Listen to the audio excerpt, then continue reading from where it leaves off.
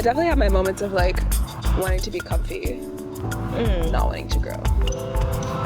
Oh yeah, the cocoon chrysalis moment is like a respite that I think is essential, especially when you live a life with so much movement.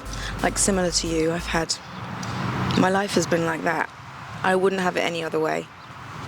But are there moments when I just want to be in a fluffy dressing gown with fluffy slippers on and a fluffy hat and just hide in a padded fluffy cell for a few days? That sounds absolutely. Nice.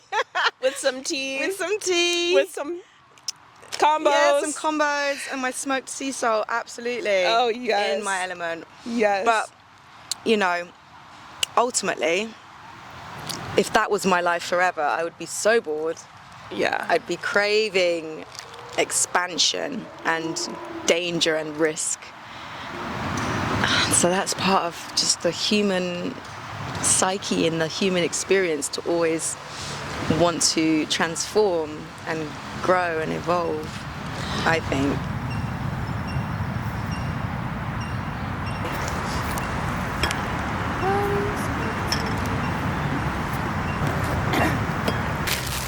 We love the Maltesers!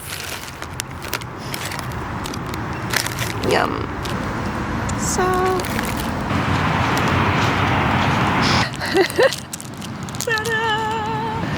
Thank you! It's on that side. I think it's like a red pepper or something. It would be. Cheers to you. Cheers Miss to you. Tanya.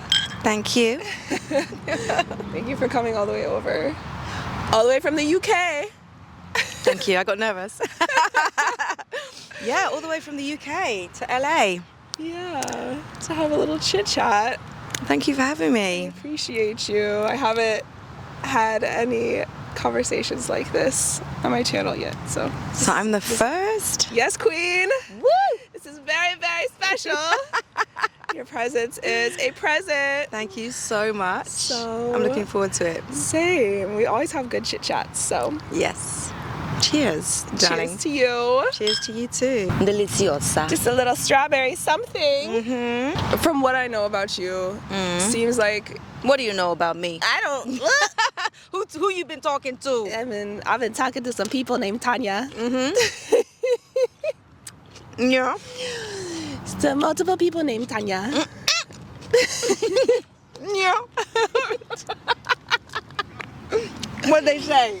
They say that she's been taking risks. Honey. She's been taking risks. Was there ever a time that you remember that you weren't a risk taker, or have you just always been risky?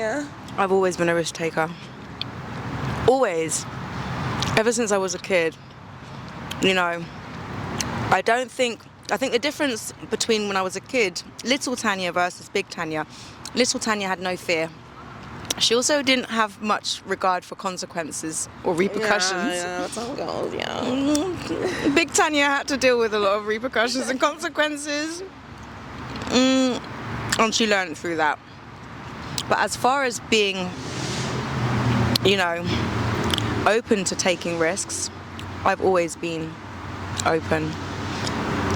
Which I'm really grateful about, because I don't think I'd have the life that I live now, or the opportunities that I've had. I wouldn't have taken advantage of them, and I just wouldn't be who I am without that fundamental aspect of my character. You came out of the womb like that? I did. I came out of the womb like this. I was hungry. I was like, feed me. Mom, give me that It's been titty. a long journey. I'm hungry. I want some wings. I'm just envisioning baby Tanya with some wings. She was about that life. Buffalo sauce. From early. Small baby.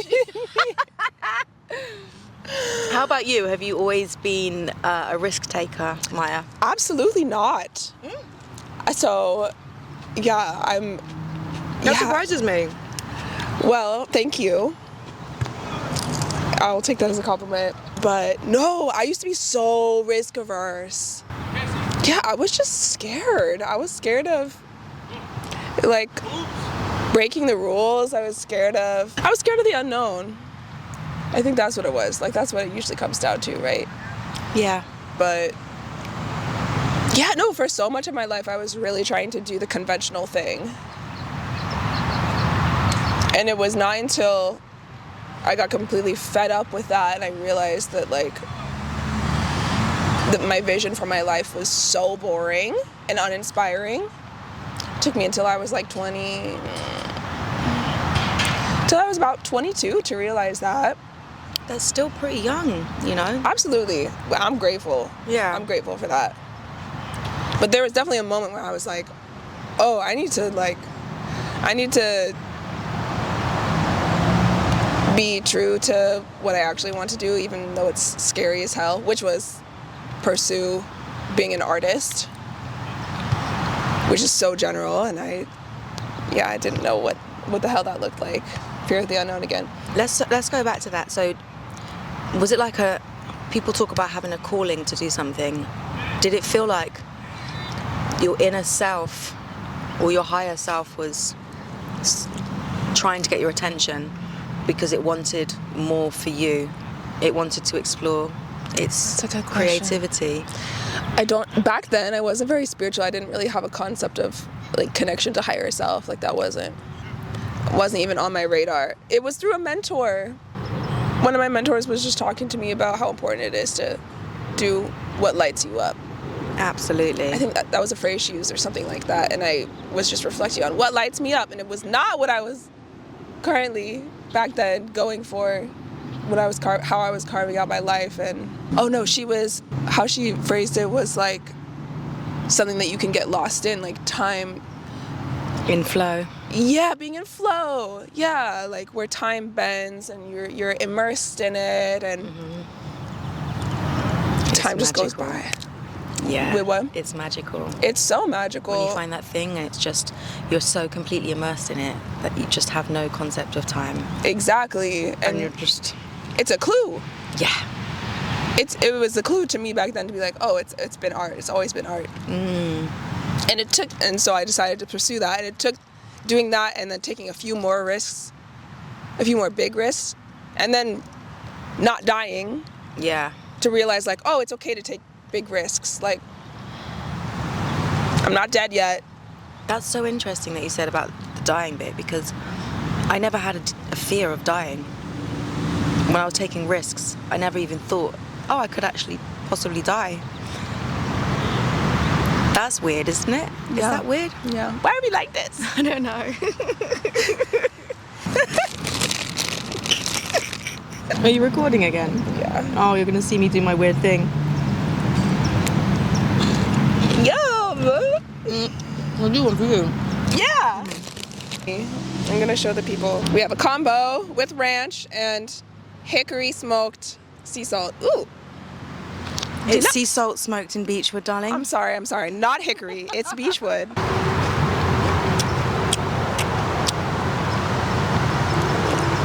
Doesn't it enhance the cheese? It's elevated. It's elevated.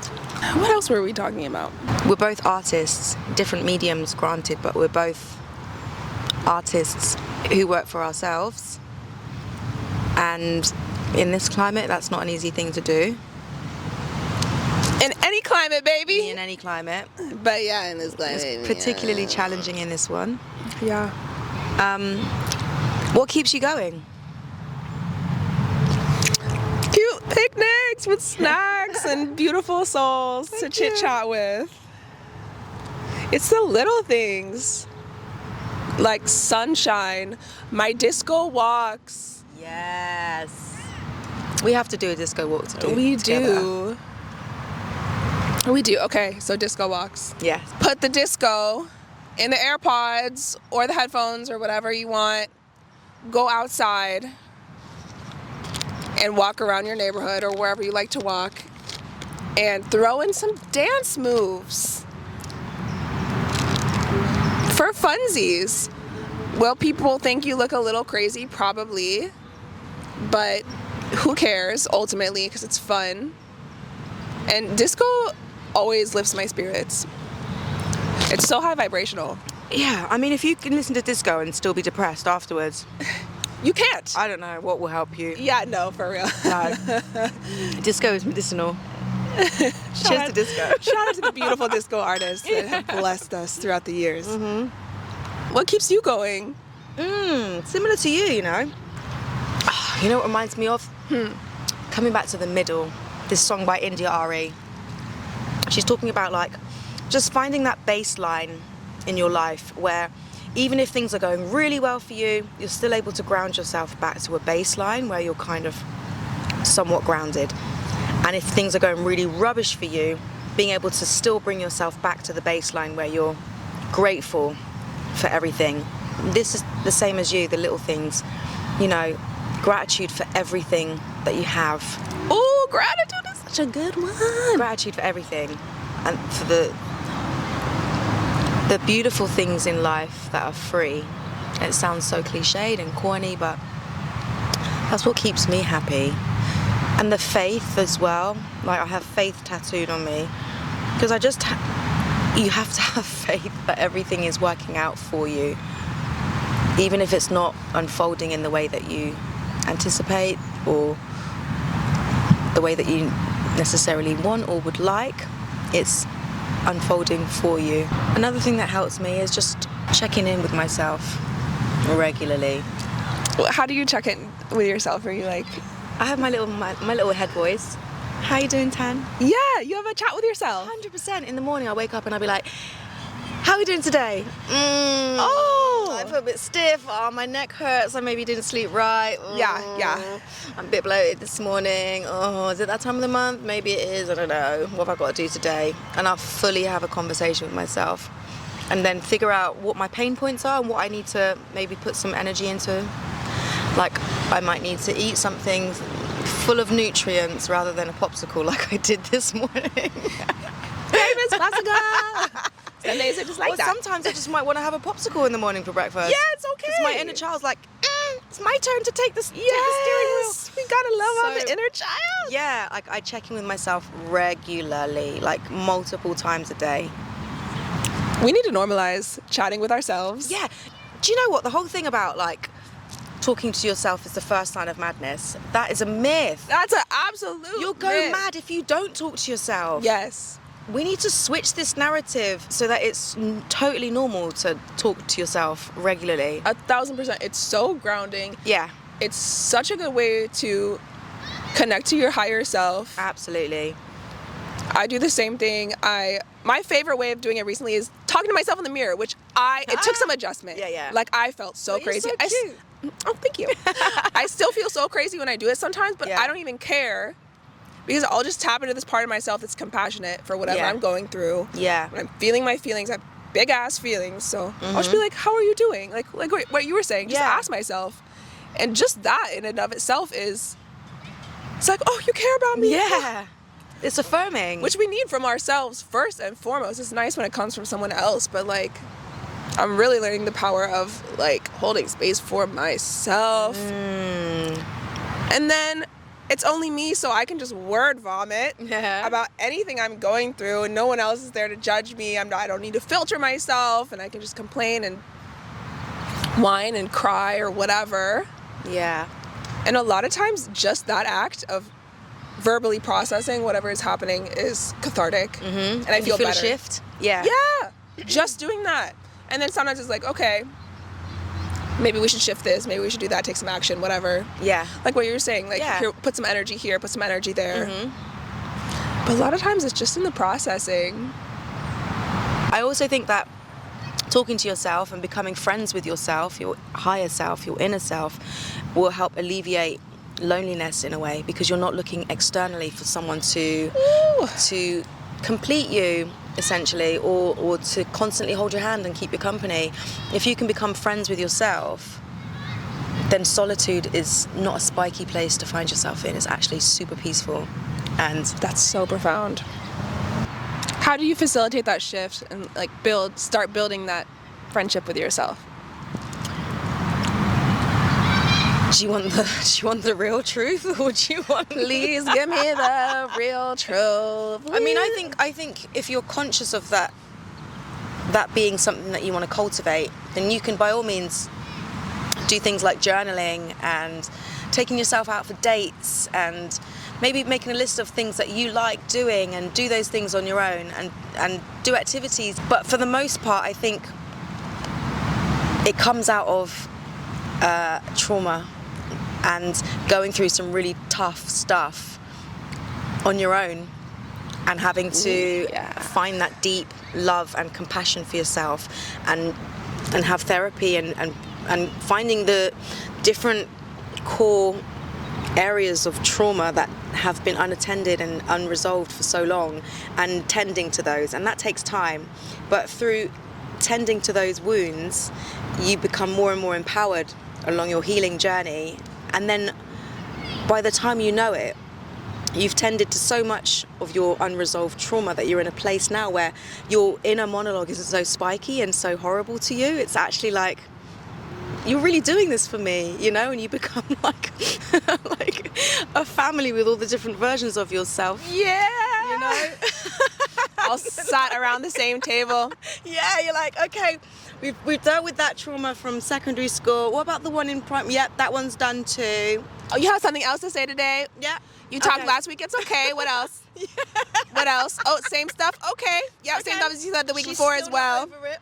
She's still, that's okay, babe. It's You want a cup of okay. tea? You want a blanket? Here you go. Here you go. And then you get to this amazing place where you're no longer triggered as much as you used to be. Your central nervous system is a lot calmer as a result. And you start loving on yourself. And that's a whole new evolution in and of itself. That's so beautiful. It makes me think of how, like, the most real friends are the ones that are there for you. I mean, if we're thinking about external friends. Any kind of friends, really. They're the ones that are there for you during the difficult times.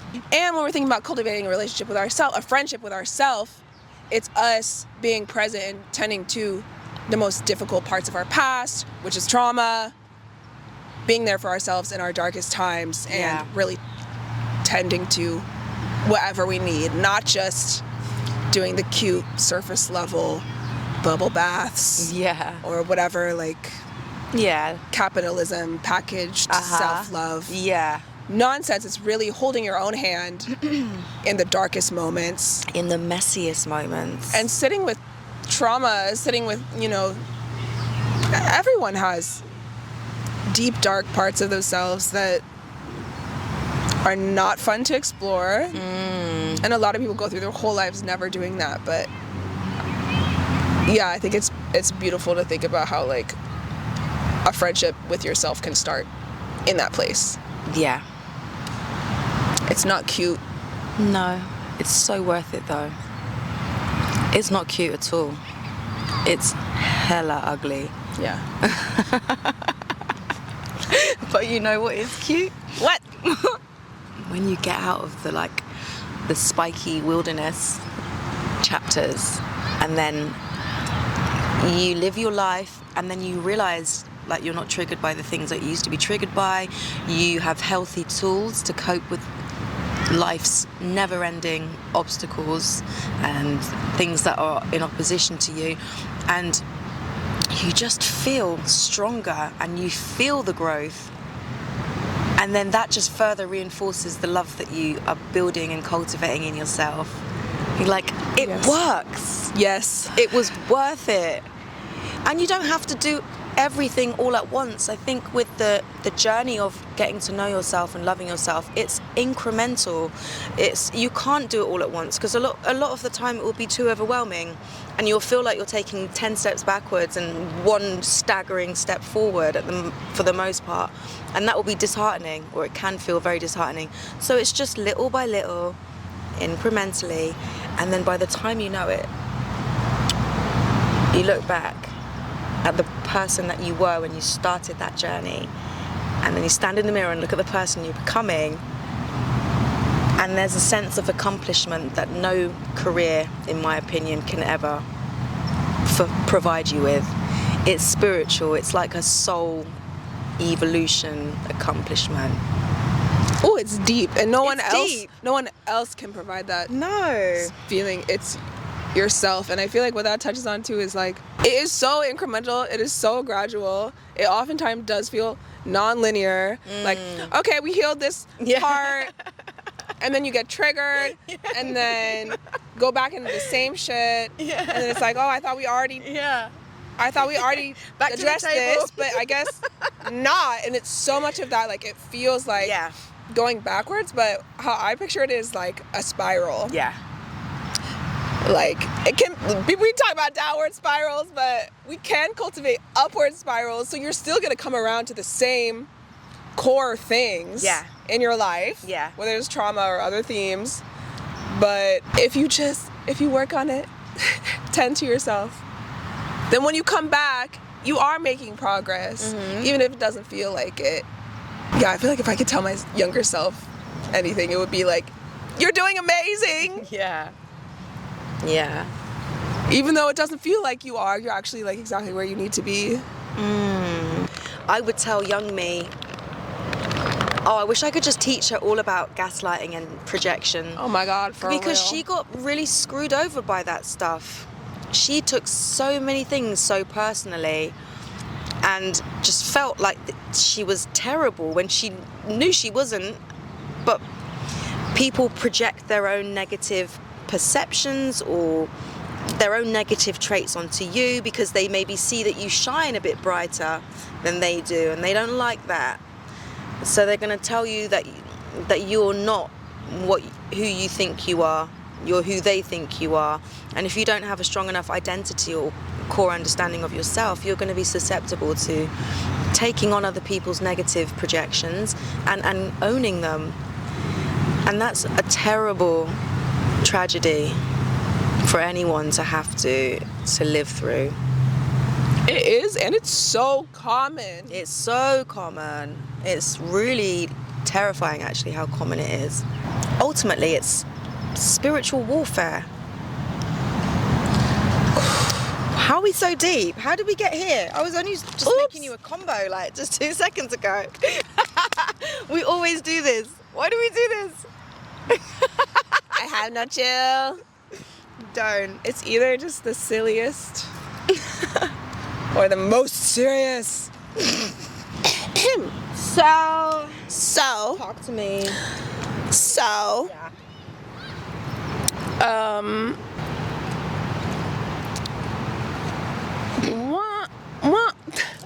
wow. How do you feel the painting speaks to present moment Tanya? You know what I really love about the painting is I recognize myself in my fullness, in my womanhood, and I think every woman on some level can relate to going through periods of life and periods of time where you don't really like your body, you're really critical about how you look, my arms, my legs, and my stomach, I should be tighter, I should be... It's relentless. And I think at this ripe old age, as a woman, as a fully grown woman who is, you know, fully accepting and embracing and loving who she's grown into, to see the way that you were able to artistically interpret that, and you know, with the way that you've painted my body and my pose and the essence that you've captured so effortlessly, was just really, it was a really beautiful reminder of my journey. And yeah, I felt like I was looking at woman Tanya, not girl Tanya. She's not a girl anymore. Not teenage Tanya, woman Tanya. Actually, can I call you on my banana phone? Yeah, sure. Here. Can I pick up on my ranch phone? Yes.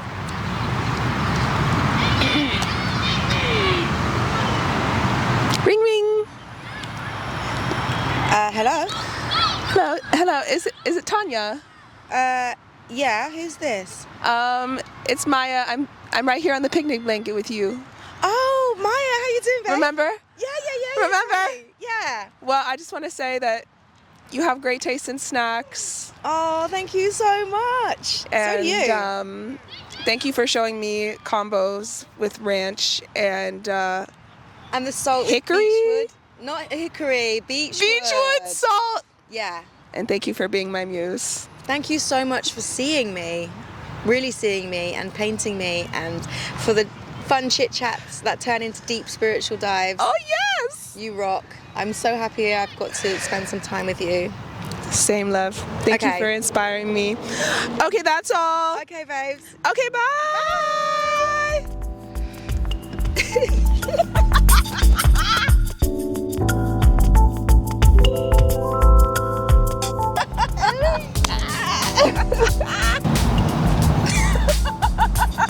Oh my god, who are you calling? I'm just texting Mr. Ranch. Oh. Yeah. Can you invite him to...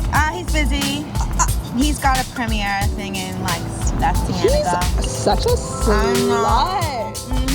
He's always busy. He's always, yeah. Like the last like 7 or 8 times I've invited him to my dinner parties, he's like, no, I have a thing. He always has a thing. He always has, it's like he doesn't even care I know. about our friendship. He's kind of changing. A lot of us was saying he's changed quite a lot. I really feel like he used to just be so down to earth. Like, yeah, like pizza, okay, coming through. Carrots, okay, yeah, I'm there. Well, he's got no big this deal. big deal with like some restaurant. So he's like not available. Wow. Do you know who's really fun? Who? Balsamic. Oh. He is such a giggle. Oh. Yeah. I mean, he's a bit sharp, but Yeah. witty. Like he's there, like you'll know he's there. You know he's there. You'll know. This acquired taste not for everyone. No. Like me. Yeah. Like you. Uh-huh.